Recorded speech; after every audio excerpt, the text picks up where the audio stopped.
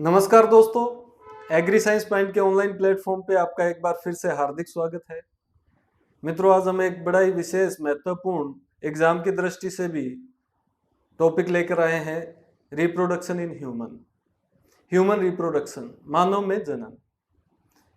तो ये टॉपिक जो है इस आपके कॉम्पिटिटिव एग्जाम में इससे 1, 2 या 3 तक क्वेश्चन भी आ सकते हैं। कई बार एक आते हैं, कई बार 2 क्वेश्चन भी हमने देखे हैं। तो बड़ा महत्वपूर्ण है। तो शुरू करते हैं इस टॉपिक को और जानते हैं इसके बारे में और इसके आने वाले संभावित महत्वपूर्ण क्वेश्चनों के बारे में। ठीक है भाई। तो देखो भी, जैसे कि आपको पता है मनुष्य के अंदर, मानव के अंदर लैंगिक जनन पाया जाता है। क्या पाया जाता है? लैंगिक जनन, सेक्सुअल रिप्रोडक्शन। अब सेक्सुअल रिप्रोडक्शन पाया जाता है तो लैंगिक जनन को हमेशा ही 3 भागों में विभाजित करके पढ़ा जाता है, क्योंकि आपको पता है लैंगिक जनन की विशेषता है निषेचन, यानी जिस जनन में निषेचन पाया जाता हो, फर्टिलाइजेशन हो, वो लैंगिक जनन होता है। और लैंगिक जनन को 3 इवेंट्स में हम पढ़ते हैं। निषेचन से पूर्व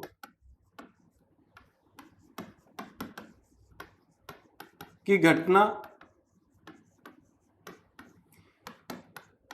प्री फर्टिलाइजेशन इवेंट्स, फर्टिलाइजेशन यानी फिर निषेचन होगा, निषेचन, और पोस्ट फर्टिलाइजेशन, पोस्ट फर्टिलाइजेशन, निषेचन के पश्चात, निषेचन के पश्चात। तो इसमें सबसे पहली जो घटना है निषेचन से पूर्व, निषेचन से पूर्व कौन कौन सी घटनाएं होंगी? निषेचन से पूर्व होगी बच्चों युग्मक निर्माण। क्या होगी? युग्मक निर्माण, जिसे हम बोलते हैं गैमेटोजेनेसिस। क्या बोलते हैं अभी? गैमेटोजेनेसिस, यानी युग्मकों का बनना। युग्मक किस प्रकार से बनते हैं? फिर होता है निषेचन, यानी अंडाणु, अंडाणु व शुक्राणु का संलयन, शुक्राणु का संलयन। और उसके बाद निषेचन के बाद बनता है युग्मनज, जाइगोट, और जाइगोट के बाद भ्रूण परिवर्धन, भ्रूण परिवर्धन या एम्ब्रियोजेनेसिस। तो भाई इस चैप्टर के अंदर हम इन 3 इवेंट्स को पढ़ने वाले हैं। अभी देखने में तो छोटा सा लग रहा है, पर इसको जब हम डिस्क्राइब चलने लगेंगे तो ये भी काफी बड़ा टॉपिक है। तो युग्मक निर्माण अगर हमें जानना हो तो बच्चों हमें 2 चीजें पता होनी चाहिए, नर व मादा जनन तंत्र। नर व मादा जनन तंत्र, male and female reproductive system, reproductive system, इसके बारे में जानना अत्यंत आवश्यक है। फिर हमें पता लगता है युग्मक निर्माण कैसे होता है, और इसके बाद की जो घटनाएं हैं वो भी हम स्टेप बाय स्टेप पढ़ते रहेंगे। तो यहाँ पे हमें सबसे पहला जो काम करना है वो नर व मादा जनन तंत्रों के बारे में अध्ययन करना है, मेल एंड फीमेल रिप्रोडक्टिव। तो हम शुरुआत करते हैं मेल रिप्रोडक्टिव सिस्टम से, नर जनन तंत्र से। किसे भी? नर जनन तंत्र या मेल रिप्रोडक्टिव सिस्टम। अब देखो बच्चों, मेल रिप्रोडक्टिव सिस्टम है, इसको मैं 2 भागों में बांटता हूं। जो पहला इसका पार्ट है वो ये है प्राथमिक जनन अंग। प्राथमिक जनन अंग, कई बार डायरेक्ट क्वेश्चन आ जाता है नर जनन तंत्र का प्राइमरी सेक्सुअल ऑर्गन कौन सा है? Primary sexual organ, primary sexual organ. और उसके बाद आते हैं द्वितीयक जनन अंग, द्वितीयक जनन अंग, सेकेंडरी सेक्सुअल ऑर्गन, और इसको हम दो भागों में बांट सकते हैं, एक तो अंग हो गए, एक होगी सहायक ग्रंथियां। सहायक ग्रंथियां या एसेसरी ग्लैंड्स, एसेसरी ग्लैंड्स और सहायक अंग, सहायक अंग, एसेसरी ऑर्गन्स। ठीक है, तो ये दो पार्ट हमारे हो गए। तो सबसे पहले हमें बात करनी है प्राथमिक जनन अंग की। तो भाई नर जनन तंत्र के प्राथमिक जनन अंग कौन है? तो नर जनन तंत्र के प्राथमिक जनन अंग जो है वो है वृषण। कौन है भाई? वृषण, टेस्टिस, टेस्टिस। तो सबसे पहले हम अध्ययन करेंगे वृषणों का, फिर आगे चलेंगे द्वितीयक जनन अंगों पर और सहायक अंग कौन कौन से और सहायक ग्रंथियां कौन कौन सी। तो सबसे पहले बात करते हैं हम वृषण, टेस्टिस। संख्या 2। संख्या कितनी भाई? 2। ये सहायक जनन अंग क्यों है, या सॉरी प्राथमिक जनन अंग क्यों है? तो भाई इनमें शुक्राणु का निर्माण होता है। क्या होता है भाई? शुक्राणु का निर्माण होता है। Produce sperms. और ये स्पर्म क्या है? नर युग्मक है। क्या है? नर युग्मक है, यानी मेल गैमीट है, मेल गैमीट्स हैं। तो भाई नर युग्मक का जहां पे निर्माण होगा वो प्राथमिक जनन होगा। इसी प्रकार मादा जनन तंत्र में जहां अंडाणु का निर्माण होगा वो भी क्या होगा? प्राथमिक जनन अंग होगा। तो ये क्वेश्चन डायरेक्ट आ सकता है। और देखो ये नर जनन हार्मोन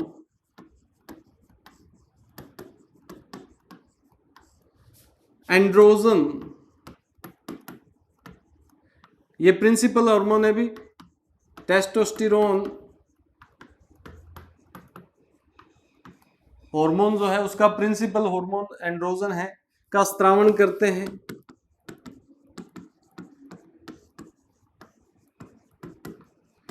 जो द्वितीयक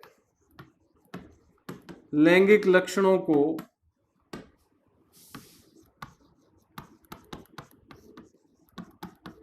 नियमित करता है, कंट्रोल करता है, रेगुलेट करता है। सेकेंडरी सेक्सुअल कैरेक्टर्स जो है, secondary sexual characters, secondary sexual characters, जैसे कि आवाज का भारी होना, दाढ़ी मूंछ का आना। तो भाई इसीलिए वृषण को क्या कहते हैं? प्राथमिक जनन अंग कहते हैं। अब बात करते हैं वृषण की आंतरिक संरचना। वृषण की आंतरिक संरचना, वृषण की आंतरिक संरचना ध्यान से देखना भाई।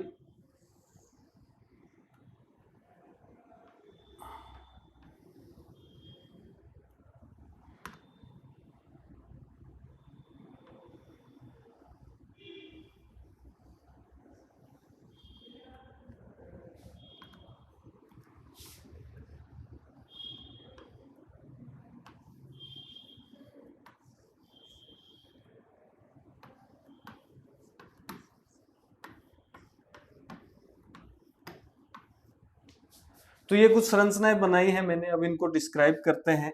ये बाह्य परत है भी, ये सुरक्षात्मक कवच है। 3 परतें पाई जाती हैं इस प्रकार से वृषण के बाहर। कौन सी है भी? ट्यूनिका वेजाइनलिस, ट्यूनिका एल्ब्यूजिनी और ट्यूनिका वैस्क्यूलोसा। ठीक है, ये 3 परतें हैं, बाह्य परतें हैं। अब इसके बाद में और क्या क्या चीजें अभी ये जो हैं ये हैं टेस्टिक्यूलर लोब्यूल्स। क्या है भी? Testicular lobules. इसका मतलब वृषण पालिकाएं, वृषण पालिका, वृषण पालिका। और इसके अंदर जो ये ट्यूब्यूल्स बनी है ये हैं सेमनीफेरस ट्यूब्यूल्स। क्या है भी? सेमनीफेरस ट्यूब्यूल्स, सेमनीफेरस ट्यूब्यूल्स या शुक्र जनन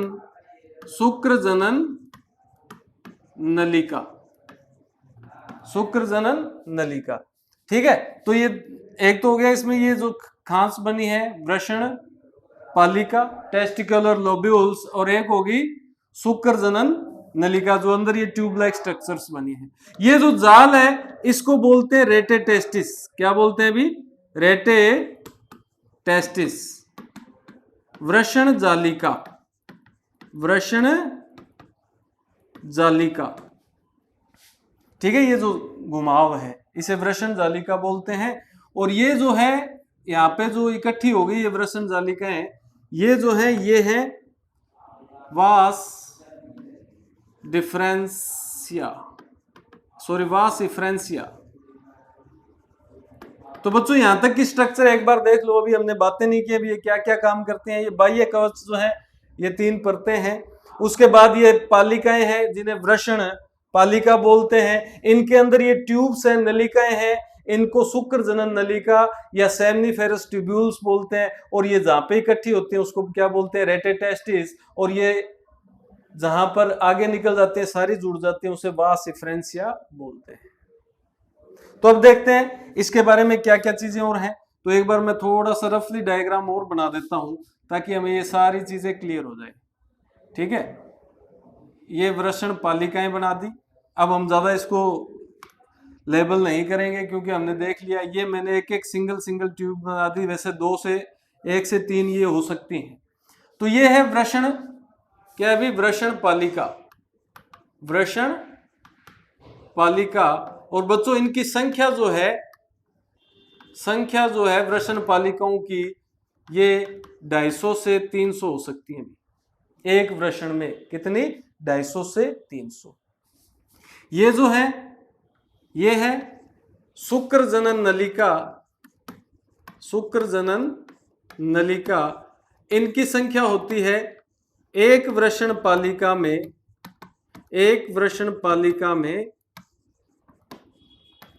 1 से 3, एक वृषण पालिका में 1 से 3।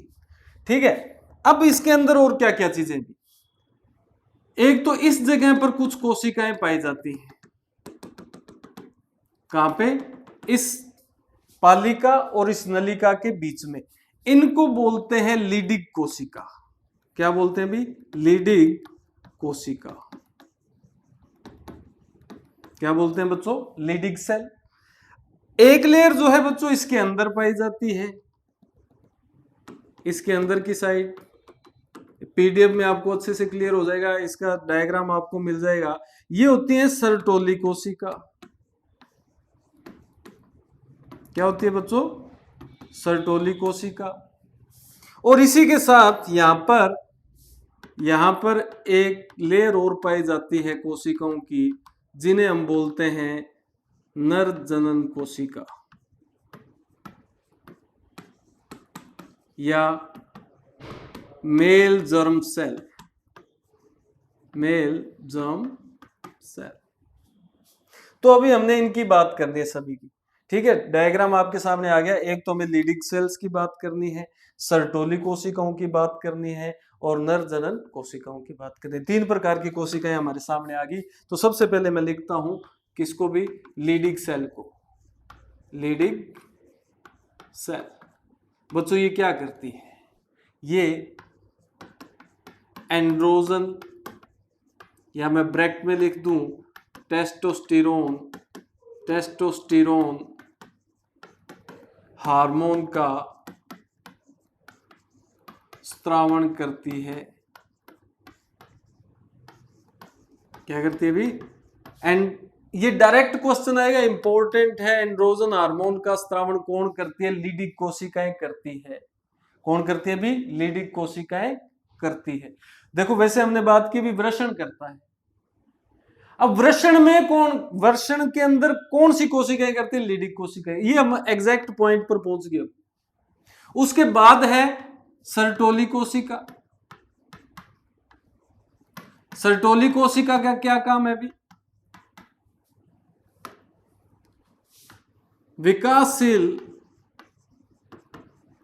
विकासशील शुक्राणुओं को पोषण प्रदान करना,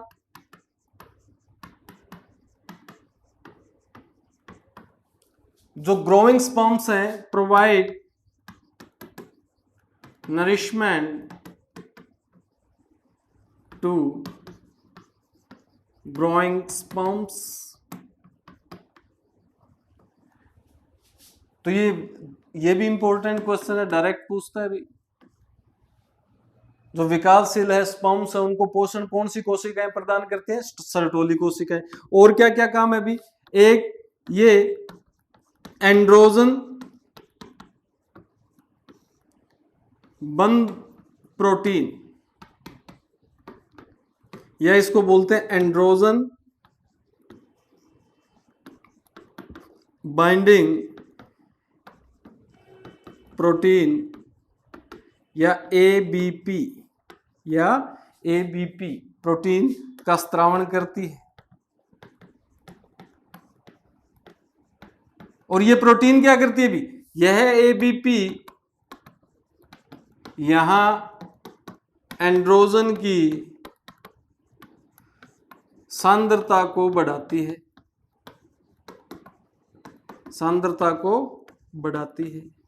यानी इकट्ठा कर लेती है। जो लीडिंग सेल्स ने एंड्रोजन सीक्रेट किया है, वो ये एबीपी प्रोटीन इकट्ठा कर लेती है, और इसका एबीपी का स्त्रावण कौन सी कोशिकाएं कर रही हैं? Sertoli cells. साथ में एक काम और है सर्टोली कोशिका का एक काम और है, ये इनहिबिन प्रोटीन भी स्त्रावित करती है।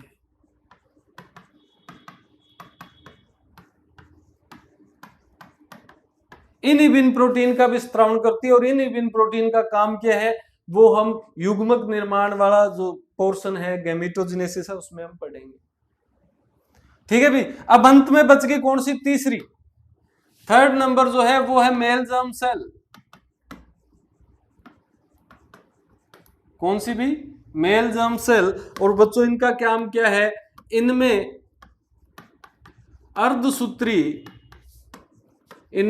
अर्धसूत्री विभाजन होता है और इनसे शुक्राणु बनते हैं।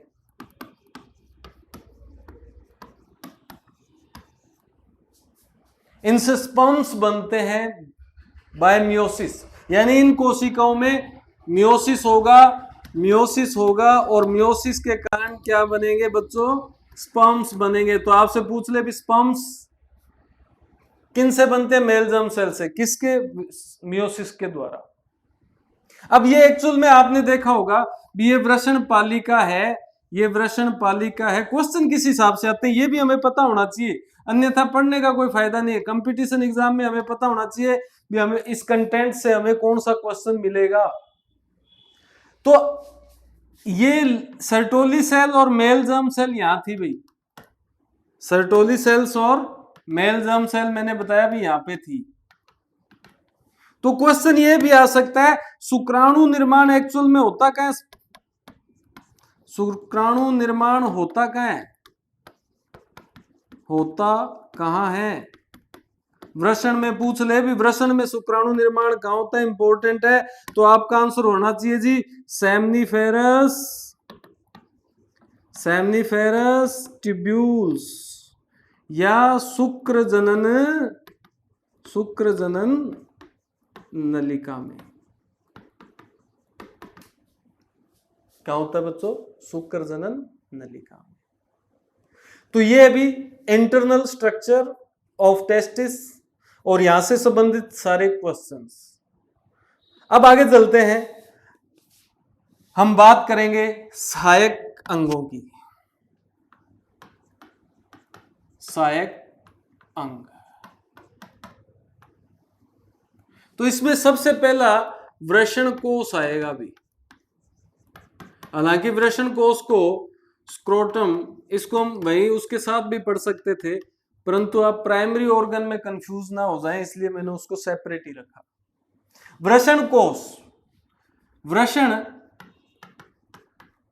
वृषण कोष में पाए जाते हैं।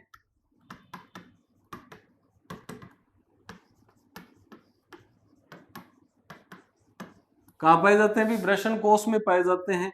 संख्या 1 है। संख्या क्या है? 1 है। थैलीनुमा संरचना है। थैलीनुमा संरचना। एक्सटेंशन ऑफ एब्डोमिनल कैविटी है। उदर का बड़ा हुआ भाग जो शरीर से बाहर है, वृषण को बाहर रखता है। इसका कार्य क्या है भी? यह वृषणों का ताप 2 से 2.5 डिग्री सेल्सियस तक कम रखता है। यानी बॉडी के टेम्परेचर से वृषणों का ताप जो है 2 से 2.5 डिग्री सेल्सियस कम रहेगा। और ये जरूरी भी है क्योंकि शारीरिक ताप कितना होता है भी? 37 डिग्री सेल्सियस पर शुक्राणु नहीं बन सकते हैं भी। यानी 37 डिग्री सेल्सियस पर स्पर्म्स नहीं बन सकते हैं, तो 2 से 2.5 डिग्री कम रखना पड़ेगा। अब क्वेश्चन ये भी आ जाए, स्पर्म्स का ऑप्टिमम टेम्परेचर क्या है बनने का? किस ताप पर शुक्राणु आसानी से बन सकते हैं, किस ताप पर बनते हैं? तो 37 में से -2 कर दोगे तो कितना? 35। और -2.5 कर दोगे तो कितना? 34.5। 34.5। तो भाई 34.5 से 35 डिग्री सेल्सियस के बीच में स्पर्म्स बनते हैं और यह टेम्परेचर को कम कर देता है। अब आगे चलते हैं, इससे संबंधित कुछ अन्य जानकारियां देखो भाई।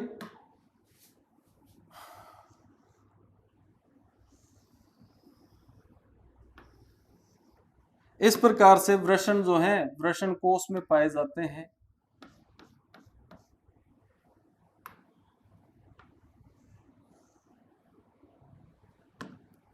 और इनका संपर्क जो है स्पर्मेटिड कोड के द्वारा ही होता है बॉडी से। ये स्पर्मेटिड कोड है,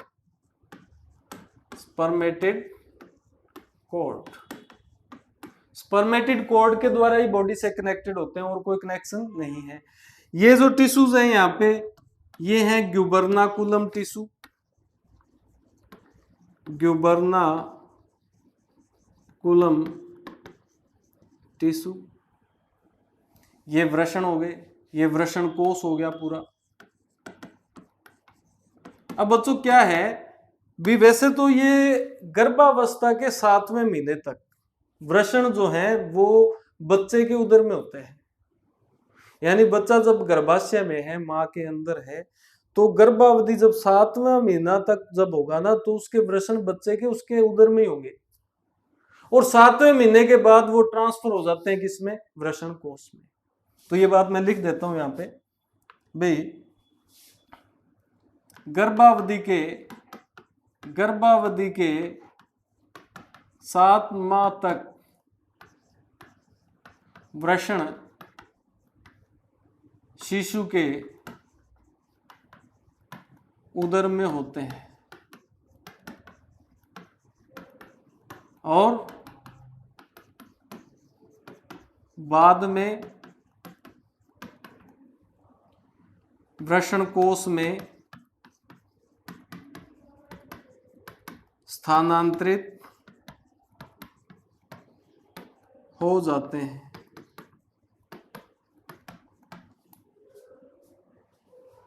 ठीक है, तो ये भी एक चीज ध्यान में रखने वाली है। कई बार क्या होता है, बच्चों के वृषण कोष में स्थानांतरित नहीं होते। यदि ऐसा न हो, यदि ऐसा न हो तो इसे क्रिप्टो ऑर्किडिज्म कहते हैं। इस बीमारी का नाम क्या है भी? क्रिप्टो ऑर्किडिज्म, छुपे हुए वृषण, यानी उसके वृषण कोष में वृषण नहीं होंगे, उसके वृषण उदर में ही रहेंगे। तो ये गंभीर विषय है, कैंसर हो सकता है। या वृषण कोष में नहीं आए तो फिर स्पर्म नहीं बनेंगे, नपुंसकता आ सकती है। तो ये बीमारी बड़ी गंभीर है, पर इलाज बड़ा इजी है इसका।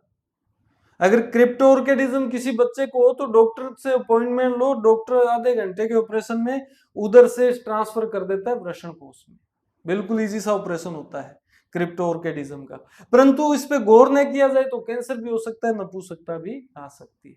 तो ये ध्यान देने वाली बात है। जैसे ये स्थानांतरित होते हैं ना, तो ये इग्वाइनल केनाल है, ये जो बंद हो जाती है, फिर ये इग्वाइनल केनाल क्या हो जाती है? इग्वाइनल केनाल जो है ये बंद हो जाती है, इग्वाइनल क्षेत्र जो है बंद हो जाता है। कई बार ये टूट जाता है तो उसको बोलते हैं हर्निया। यदि बंद ना हो फिर भी वो हर्निया हो जाता है बच्चे के। और कई बार वयस्कों में भी टूट जाता है तो उसको हर्निया बोलते हैं। फिर इसको ऑपरेट करना पड़ता है, इसका इलाज भी ऑपरेट से करना पड़ता है।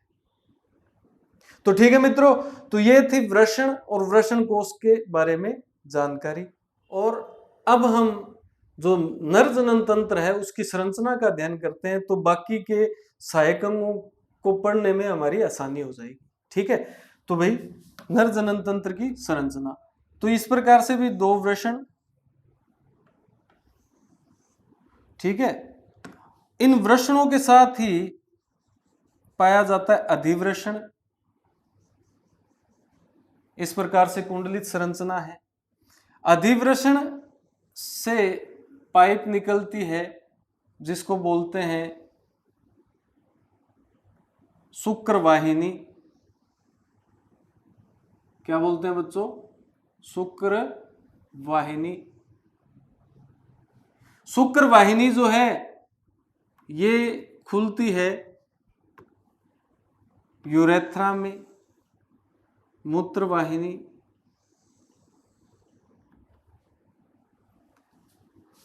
इस मूत्र वाहिनी में यहां पर यूरिनरी ब्लैडर्स भी खुलता है। ठीक है, इसकी ये भी खुलता है यूरिनरी ब्लैडर, मूत्राशय जिसको बोलते हैं। क्योंकि आपको पता है भी ये जो यूरेथ्रा है, ये यूरेथ्रा जो है ये मूत्र के लिए और शुक्राणु के लिए संयुक्त पथ है। इसी से शुक्राणु आएंगे, इसी से मूत्र आएगा। और यहां पर कॉर्पस स्पोंजियोसोम से बना बाह्य जननांग पाया जाता है भी, जिसे बोलते हैं शीशन, पेनिस, एक्सटर्नल जेनाइटेलिया है। और ये थैलीनुमा संरचना जो है ये है वृषण कोष। तो अब इनको मैं मेंशन कर देता हूं। ये जो है ये क्या भी? शुक्र वाहिनी है बच्चों। क्या है? शुक्र वाहिनी या वास डिफरेंस। वास डिफरेंस, ये भी और ये भी दो है, ये भी लिख देता हूं। चलो, शुक्र वाहिनी, ठीक है। ये हो गए अधिवृषण, कुंडलित संरचना, अधिवृषण या एपिडिडाइमिस, एपिडिडाइमिस, ठीक है। ये होगी यूरेथ्रा, ये हो गया शीशन। और यहां पे ग्रंथियां पाई जाती हैं भी, नर जनन सहायक ग्रंथियां, दो ग्रंथियां हैं। ये है शुक्राशय ग्रंथि। कौन सी भी? शुक्राशय ग्रंथि या सेमिनल वेसिकल, सेमिनल वेसिकल। एक यहां पे पाई जाती है, एक अकेली पुरस्थ ग्रंथि, पुरस्थ या प्रोस्टेट या प्रोस्टेट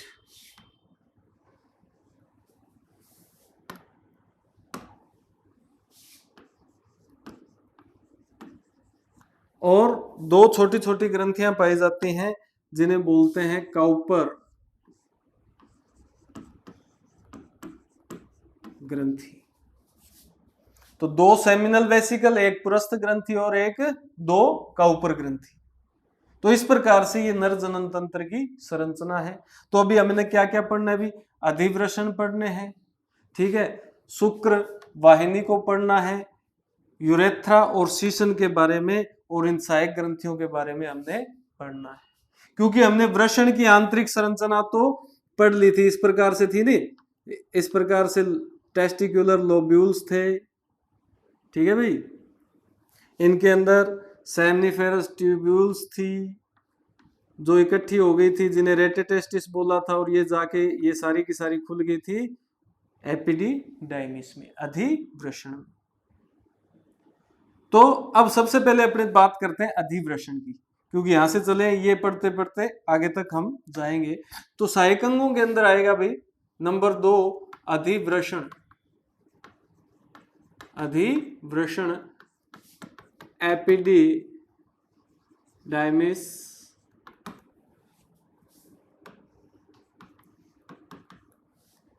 भाई इसके 3 क्षेत्र होते हैं, इसके 3 क्षेत्र हैं,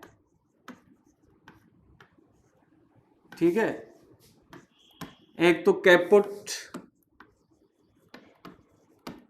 एक कॉर्पस और एक कोडा। ये कैपुट क्षेत्र कौन सा है? जहां वास एफ्रेंसिया खुलती है या इससे जुड़ती है। ये मध्य का क्षेत्र है,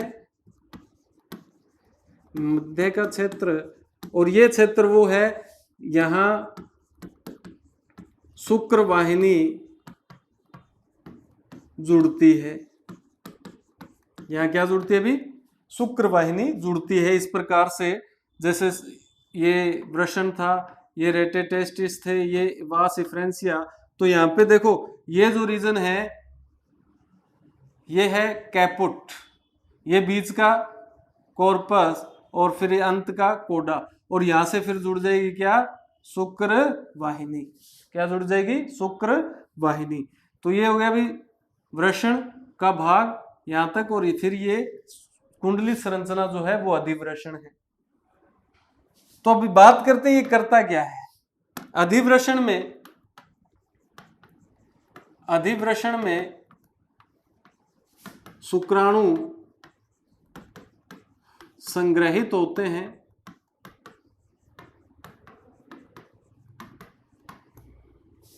और इसके द्वारा स्त्रावित पदार्थ से पोषण प्राप्त करते हैं। क्या करते हैं भी? पोषण प्राप्त करते हैं। तो ये अधिवृषण का काम हो गया। शुक्राणुओं का संग्रहण जो है अधिवृषण में होता है, और ये कुछ सब्सटेंसेस क्रिएट करता है, स्त्रावित करता है, जिससे शुक्राणु जो है वो नरिशमेंट लेते हैं, न्यूट्रिशन लेते हैं, पोषण प्राप्त करते हैं। इसके बाद आती है बच्चों, इसकी संख्या अगर पूछ ले तो ध्यान रखना, संख्या कितनी? 2। अधिवृषण की संख्या भी कितनी?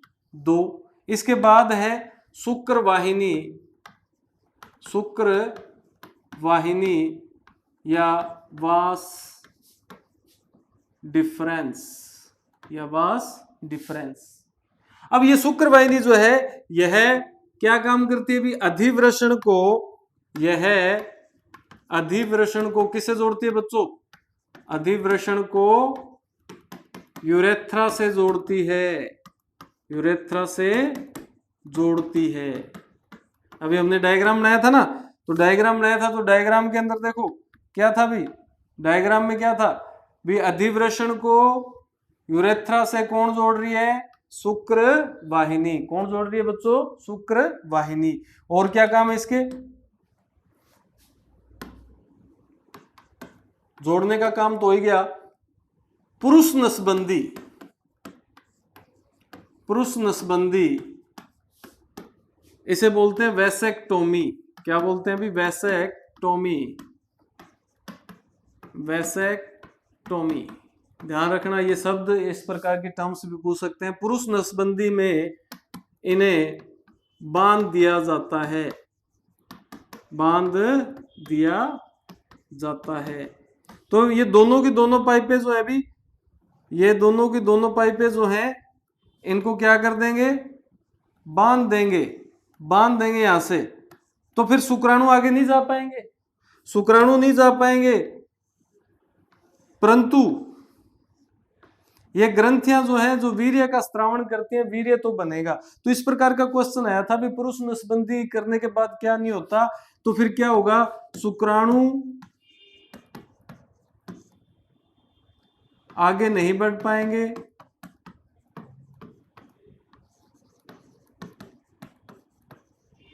और ऐसे व्यक्ति में, ऐसे व्यक्ति में वीर्य शुक्राणु रहित होता है भी। क्या होता है, शुक्राणु रहित होता है, स्पर्म्स नहीं होते उसके सीमन में। तो ये क्वेश्चन आया था भी, जिसके पुरुष नसबंदी होती है तो उसका वीर्य शुक्राणु युक्त होगा, वीर्य नहीं बनेगा, शुक्राणु विहीन वीर्य बनेगा। तो इस प्रकार से तो वीर्य तो बनेगा क्योंकि आगे की ये ग्रंथियां इन्होंने बनाना है, परंतु स्पर्म उसमें नहीं होंगे। ठीक है, आगे चलते हैं। इसके बाद अभी यूरेथ्रा।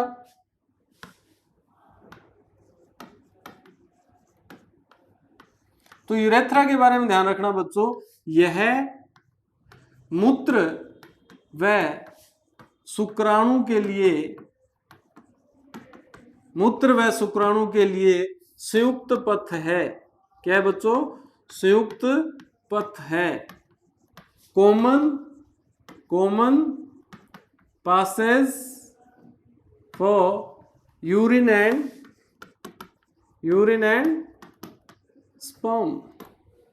कॉमन पासेज है भी, आपसे ये भी पूछ सकता है यूरेथ्रा में कौन कौन सी चीजें पास आउट होती हैं, तो यूरिन भी होता है और स्पर्म भी होते हैं क्योंकि कॉमन है। इसके बाद जो है वो है शीशन, पेनिस। यह कॉर्पस स्पोंजियोसोम, कॉर्पस स्पोंजियोसोम ऊतकों से बना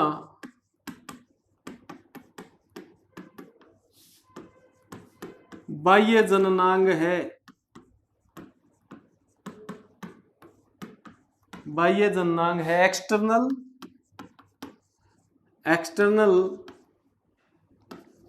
जेनाइटेलिया है भी, एक्सटर्नल जेनाइटेलिया है। कौन से ऊतकों से बना है भाई, कॉर्पस स्पोंजियोसोम। ये भी क्वेश्चन आ सकता है, किन टिश्यू से बना है, कॉर्पस स्पोंजियोसोम से बना है। ठीक है, इसका अग्रभाग ग्लांस पेनिस कहलाता है भी। क्या कहलाता है, ग्लांस पेनिस या शीशन मुंड कहलाता है। तो ये तो हो गए बच्चों सहायक अंग, नर जनन तंत्र के सहायक अंग। अब बात करते हैं सहायक ग्रंथियों की। सहायक ग्रंथियां, एसेसरी ग्लैंड्स। तो 3 सहायक ग्रंथियां हैं, जिनमें से पहली ग्रंथि कौन सी है अभी, शुक्राशय ग्रंथि है बच्चों। क्या है, शुक्राशय ग्रंथि, या इसको बोलते हैं सेमिनल वेसिकल, सेमिनल्स वेसिकल, संख्या है 2। संख्या क्या है भाई? 2। ये क्या करती है भाई? ये ग्रंथि क्षारीय द्रव का स्त्रावण करती है भी।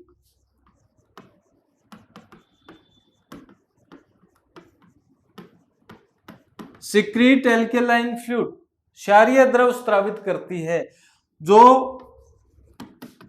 वीर्य का सर्वाधिक भाग बनाती है भी, सर्वाधिक भाग बनाता है। यानी एसेसरी ग्लैंड्स का काम यही है भी, वीर्य निर्माण करना। क्या करना भी?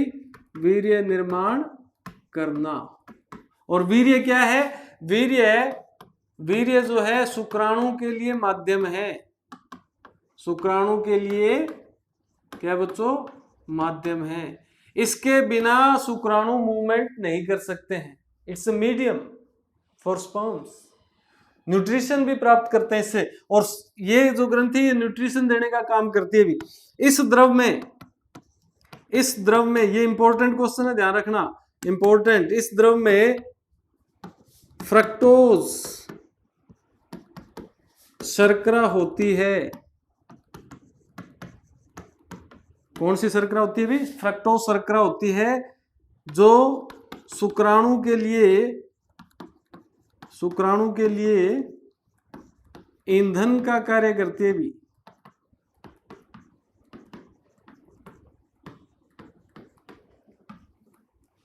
यानी स्पर्म्स के लिए फ्यूल है।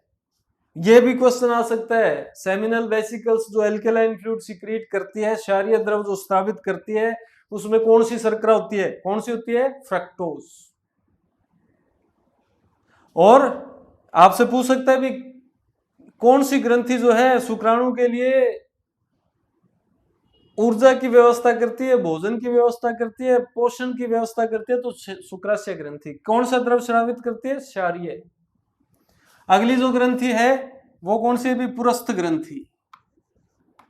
कौन सी है? पुरस्थ, यानी प्रोस्टेट, प्रोस्टेट ग्लैंड। संख्या 1, संख्या 1। यह ग्रंथि हल्का अम्लीय द्रव स्रावित करती है भी।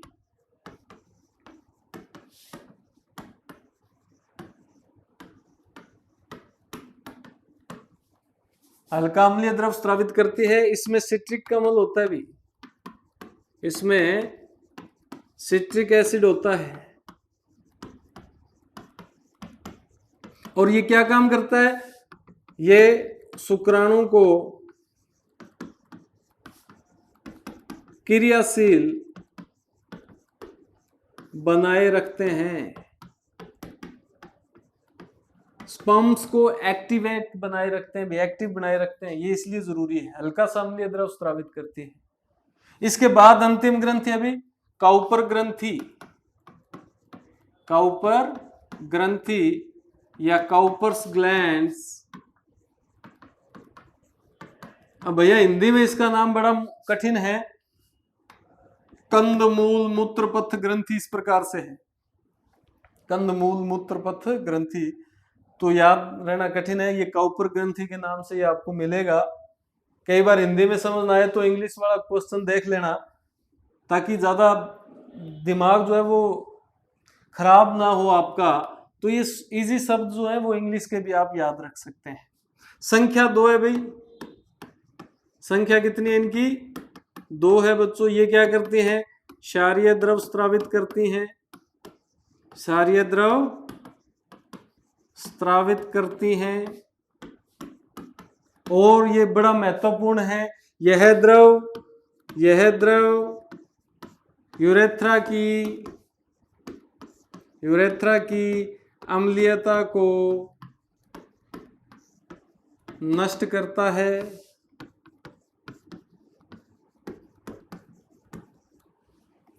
ताकि शुक्राणु अम्लीय माध्यम में